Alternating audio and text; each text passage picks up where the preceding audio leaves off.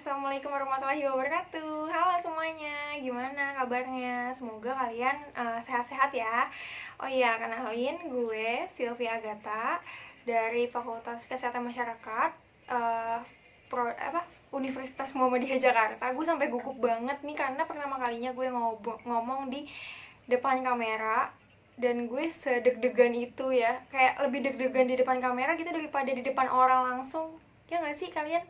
Coba nanti kalian bisa kasih tahu gue ya di komen ini. Asik. Oke.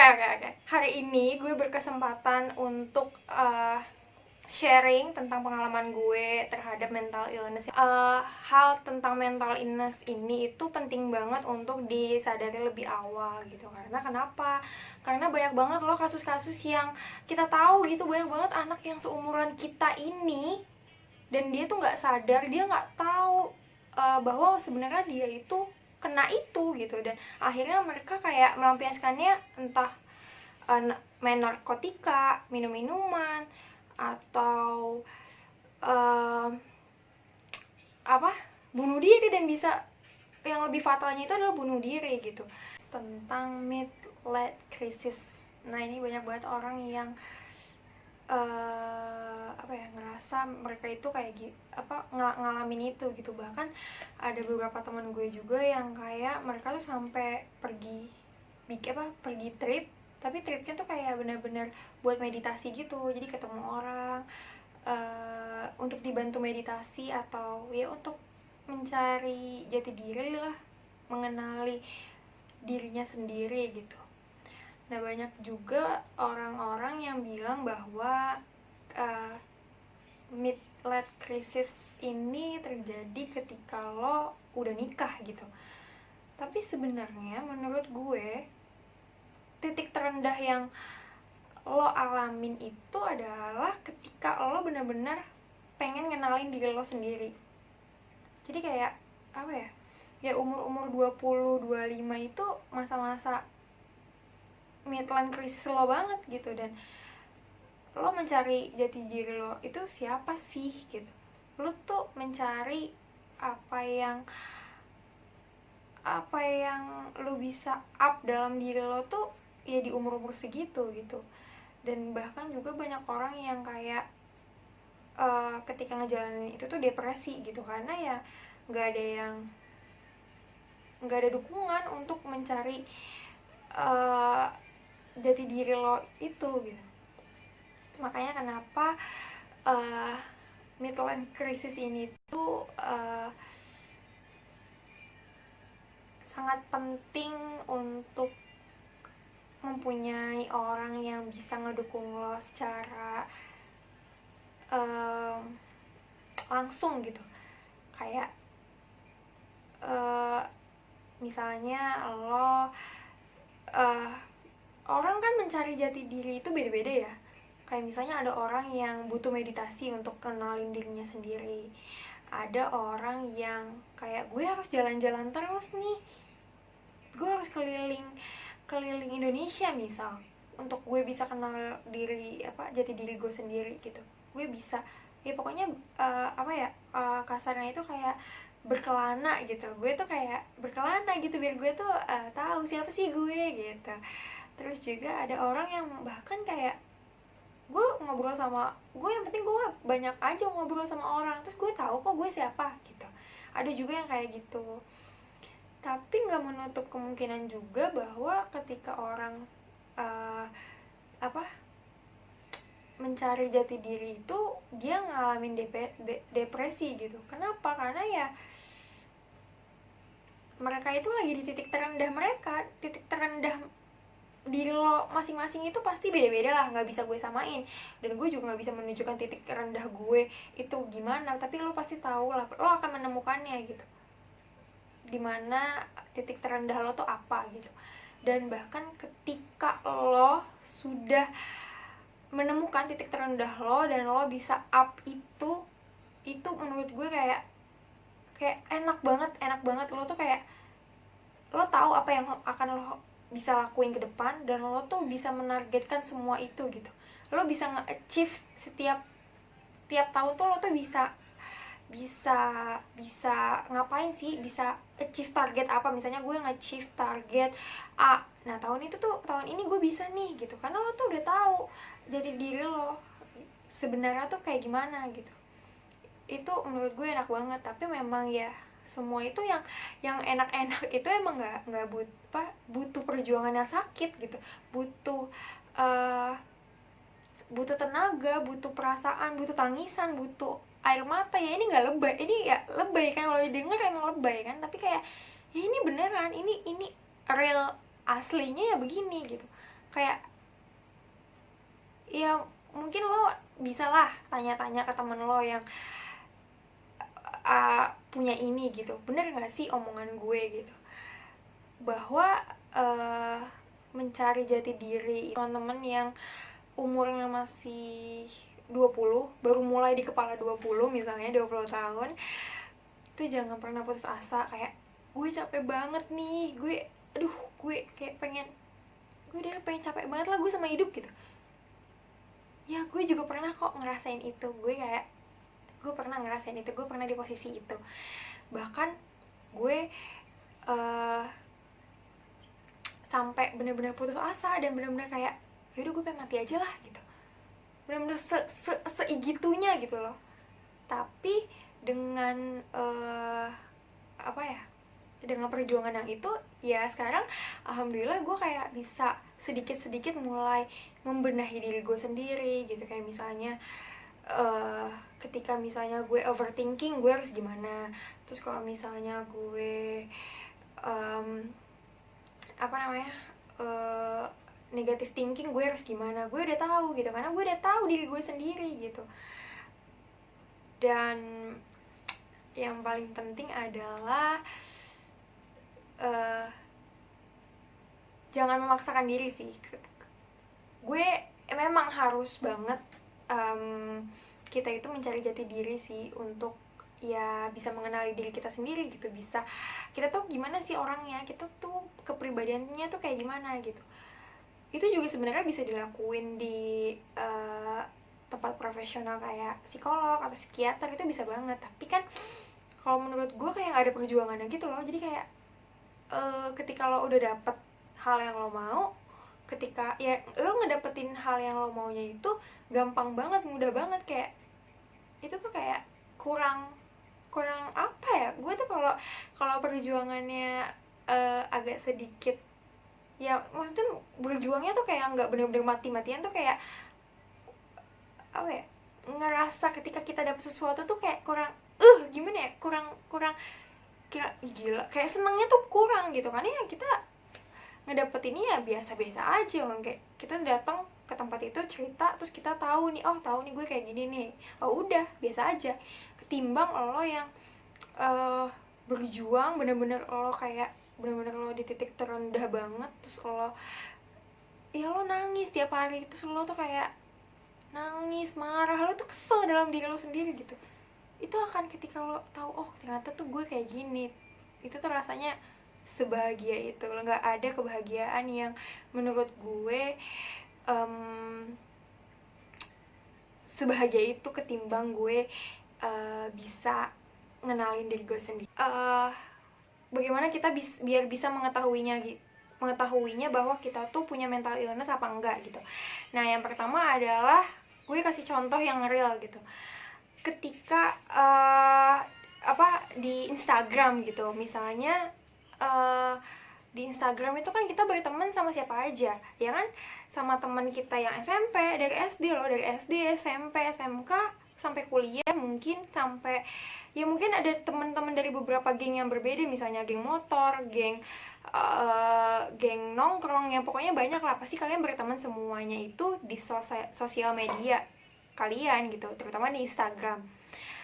Pasti kalian mempunyai beberapa momen ngerasa kayak, kok dia ngupload foto pacar mulu ya, gue kapan ya punya pacar? Atau enggak, kok dia putih banget ya, kok gue kok kapan ya gue bisa kayak dia gitu. Kalau enggak misalnya gila style dia hype banget, gue pengen ikutin. Nah, ketika lo ngikutin atau lo kayak pengen kayak lo motivasi diri lo lah biar lo tuh kayak dia gitu, biar kalau bisa bahkan ada orang yang kayak gue pengen lebih dari dia, gue nggak mau tahu, gue harus lebih dari dia gitu. Dan akhirnya kayak lo ngelakuin berbagai cara, lo ngelakuin ngelakuin berbagai cara lo untuk bisa jadi kayak dia, bahkan bisa lebih daripada dia, sampai lo ngeluarin uang yang gak cukup, yang gak sedikit lah, yang banyak gitu untuk kayak gitu. Dan akhirnya ketika ada momen dimana ketika lo sadar bahwa ya lo nggak bisa kayak dia gitu, ya batas maksimal lo ya itu lo sendiri gitu. Dan lo ngerasa lo nggak bisa nerima ngenerima ya udah gitu, gue hanya bisa segini gitu, levelnya nggak bisa segini gitu. Dan itu ngebuat lo jadi kayak stres, depresi. Dan bahkan kalau misalnya kalau misalnya lo nggak punya orang yang bisa nge-support lo langsung tuh kayak makin parah gitu depresinya, karena kayak lo dipendem sendiri, nggak ada yang bisa lo curahin.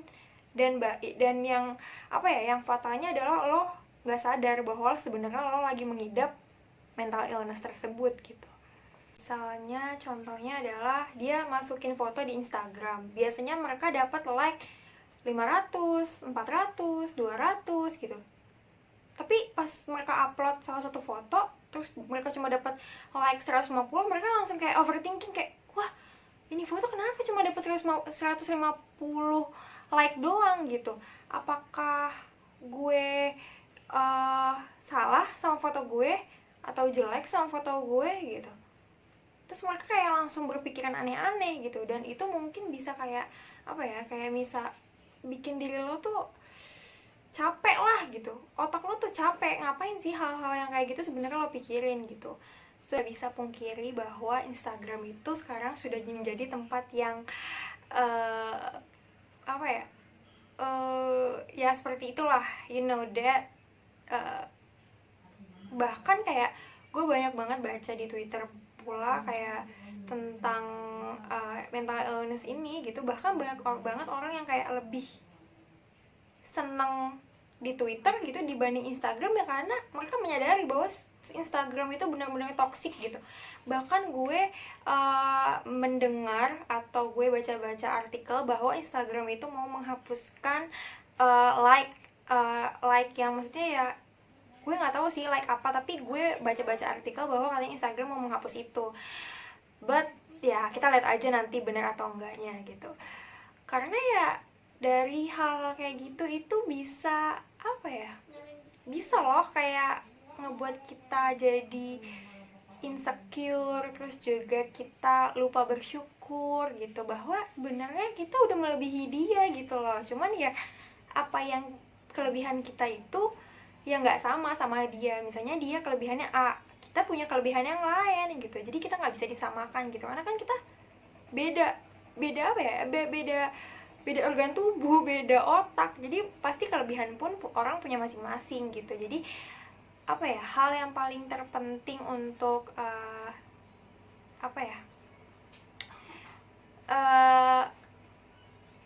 meminimalisir sifat yang kayak gini adalah kita harus bersyukur apa yang kita punya gitu. Kalau misalnya kita ngerasa, gue ngewajarin sih kalau misalnya kita ngerasa kayak ih kapan ya gue kayak dia gitu. Oke, tapi ya udah gitu, nggak usah kita itu pengen jadi kayak dia gitu. Cuma di titik sekarang itu benar-benar melewati proses yang panjang gitu, sedih, terus juga marah, putus asa pasti ada. Tapi gue percaya ada hasil di balik ini semua gitu. Tuhan ngasih gue jalan yang seperti ini itu biar gue kuat gitu, biar gue bisa jadi perempuan yang kuat gitu. Dan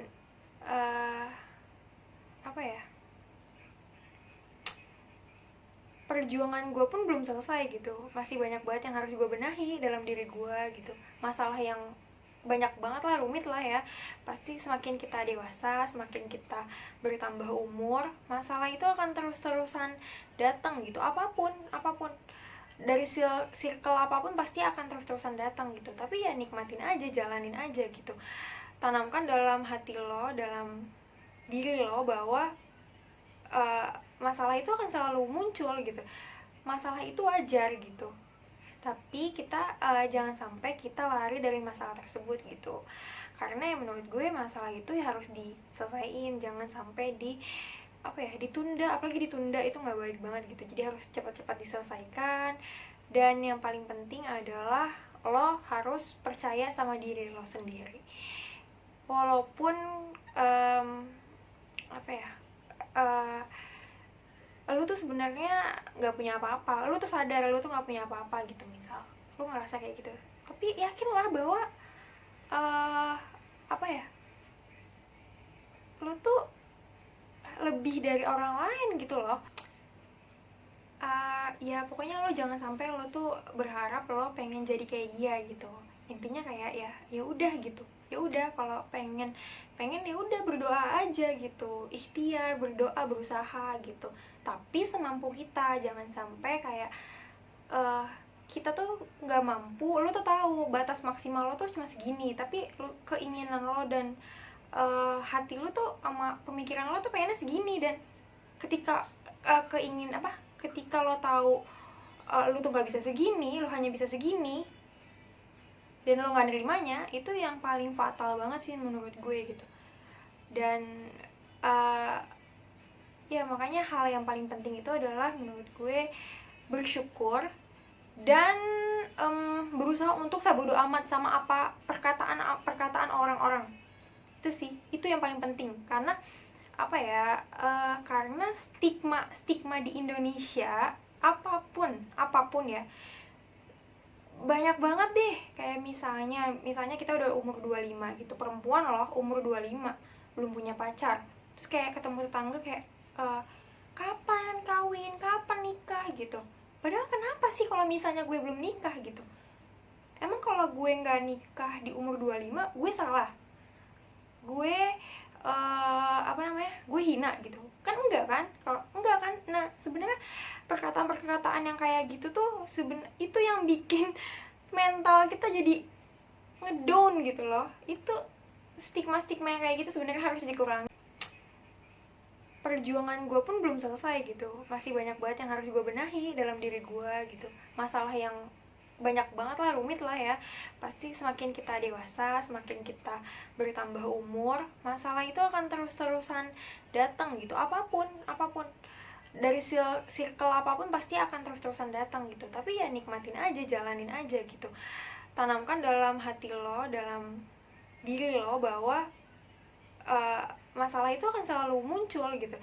Masalah itu wajar gitu. Tapi kita jangan sampai kita lari dari masalah tersebut gitu. Karena yang menurut gue masalah itu ya harus diselesaikan, jangan sampai ditunda. Apalagi ditunda itu nggak baik banget gitu. Jadi harus cepat-cepat diselesaikan. Dan yang paling penting adalah lo harus percaya sama diri lo sendiri. Budayanya Indonesia udah begitu gitu, jadi mau gimana gitu. Ya yang paling penting adalah kita harus mengubah yang ada dalam diri kita gitu. Jadi ya lebih yakin, lebih percaya diri. Tapi jangan kepedean juga sih, nggak baik juga kepedean. Jadi ya normal-normal aja, sebatas wajar aja normalnya. Terus memfilter semua omongan yang lo dengar. Jangan semua omongan tuh kayak diserap gitu, janganlah. Terus selalu bersyukur apa yang lo punya sekarang.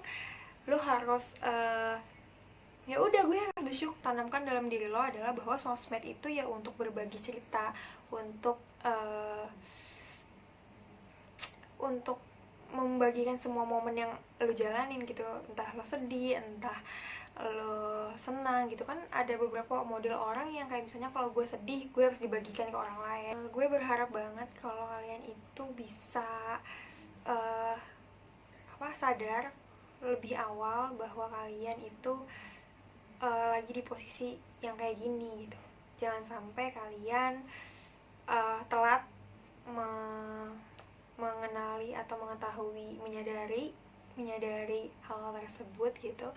Dan jangan pernah malu untuk mengakui kalau gue ya kena ini gitu, karena 15% dari populasi orang-orang di Indonesia itu akan terkena ini gitu. Dan itu adalah hal yang wajar gitu, karena kan kita apa ya, kita ini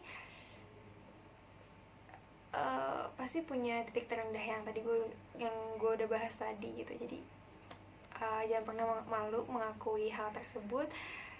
Kalian bisa bangkit. Gue yakin kalian semua yang baru mau menuju menuju dewasa, baru berumur 20 tahun, ketika kalian ngerasa hal yang kayak gini itu adalah hal yang wajar. Jadi nikmatin aja prosesnya.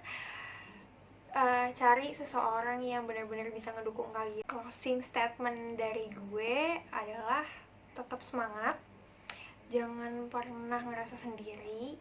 Kalian itu yang ngerasa sekarang mungkin selalu insecure dalam dirinya, gak percaya diri, terus juga selalu overthinking, itu nggak sendiri. Banyak banget orang di luar sana itu yang seperti itu gitu. Jadi kalian harus jalanin itu dan